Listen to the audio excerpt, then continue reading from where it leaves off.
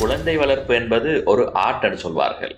எனவே இந்த குழந்தை வளர்ப்பின் போது பிள்ளைகளுக்கு எப்போது நோ செல்ல வேண்டும் என்பது தொடர்பாக பெற்றோர்கள் கட்டாயம் அறிந்திருக்க வேண்டும்.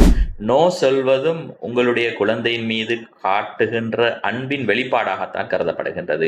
நோ சொல்லாமல் வளர்கின்ற குழந்தைகள், நீங்கள் அவர்கள் விரும்பியவற்றை தொடர்ந்து வழங்கிக் கொண்டே இருந்தால் அவர்கள் நாளை தன்னம்பிக்கை இழந்த குழந்தைகளாகத்தான் வளருவார்கள் என்பதுதான் நிதர்சனமான உண்மையாக காணப்படுகின்றது. உதாரணமாக எடுத்துக்கொண்டால் இருவகை பெற்றோர்கள் காணப்படுகின்றார்கள்.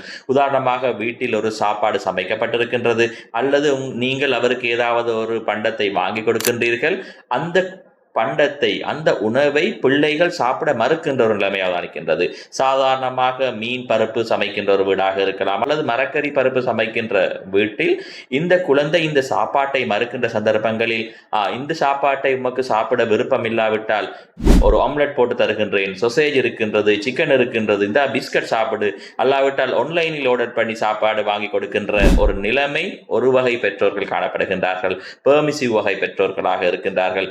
இந்த குழந்தைகளுக்கு இந்த பெற்றோர்களினால் அன்லிமிட்டெட் ஆப்ஷன்ஸ் இந்த வீடுகளில் வழங்கப்படுகின்றது. அவர்கள் ஏதாவது ஒன்றை மறுக்கின்ற சந்தர்ப்பங்களில் அவர்களுக்கு அன்லிமிட்டடாக ஆப்ஷன்ஸ் வழங்கப்பட்டு பிள்ளைகளை தொடர்ந்தும் மகிழ்ச்சியாக வைத்திருக்க வேண்டும் என்ற நிலையில் இந்த நிலைமை, இந்த பெற்றோர் பராமரிப்பு வழங்கப்படுகின்றது.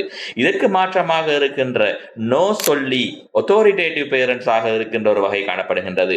நீங்கள் வீட்டில் சமைத்த உணவை வழங்குகின்ற சந்தர்ப்பங்களில் அந்த குழந்தை அந்த சாப்பாட்டை மறுக்கின்ற சந்தர்ப்பங்களில், இல்லை, இன்று நான் சமைத்தது இந்த சாப்பாடு தான், பருப்பும் கீரையும் தான் காணப்படுகின்றது, பருப்பும் மீனும் தான் காணப்படுகின்றது, இதை நீர் சாப்பிட வேண்டும், இதனைத்தான் நானும் சாப்பிட்டேன், எனது அம்மா சாப்பிட்டார்கள், தாத்தா பாட்டி சாப்பிட்டார்கள் என்று அவர்களுக்கு அதனை தெளிவாக எடுத்துரைத்து அவர்களை ஒத்தாரிட்டேட்டிவாக வளர்க்கின்ற சந்தர்ப்பங்களில் அவர்கள் அனைத்து நிலைமைகளையும் புரிந்து நடக்கக்கூடிய ஒரு சூழலில் இசைவாக்கமடைந்து வாழக்கூடிய ஒரு நிலைமைக்கு பழகிக்கொள்வார்கள். எனவே நாளை அவர்கள் வளர்ந்த பின் எந்தவிதமான சிக்கலையும் முகம் கொடுக்கக்கூடிய ஒரு பிள்ளைகளாக வளர்வதை நாங்கள் அவதானிக்கின்றோம். இதற்கு மாற்றமாக நீங்கள் ஆரம்பம் முதலே நோ சொல்வதற்கு தயங்கி அவர்கள் மீதுள்ள அளவுக்கு அதிகமாக அன்பின் காரணமாக நாங்கள் செய்வதாக கூறி அவர்களுக்கு அன்லிமிட்டெட் ஆப்ஷன்ஸ்கள் வழங்கப்படுகின்ற சந்தர்ப்பங்களில் நாளை அவர்கள் தன்னம்பிக்கை இழந்த குழந்தைகளாக வளர்கின்ற ஒரு நிலைமையை தான் அவதானிக்கப்படுகின்றது.